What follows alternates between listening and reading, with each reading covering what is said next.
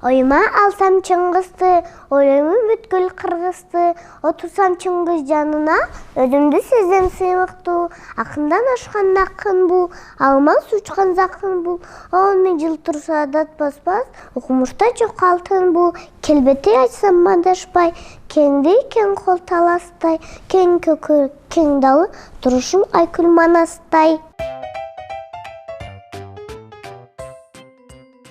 Кичинекей чагымдан китеп менен достосум, азырда тажабай аңгемеден жомоктон, жатка айтып бурарды, таусмакты көп билем, чойсом Чыңгыз атамдай жазуучу болом деп жүрөм.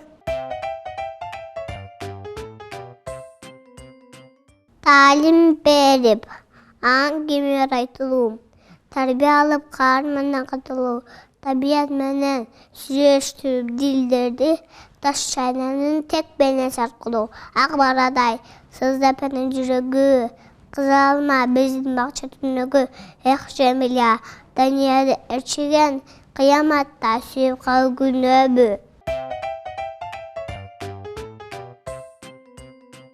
Ак калуу тоонун үстүндө, жакылет алам Чыңгызы, дүйнөгө элин тааныткан Кыргыздын сакал Чыңгызы. Көгөртүн бетинде жакылет алам Чыңгызы, дүйнөгө элин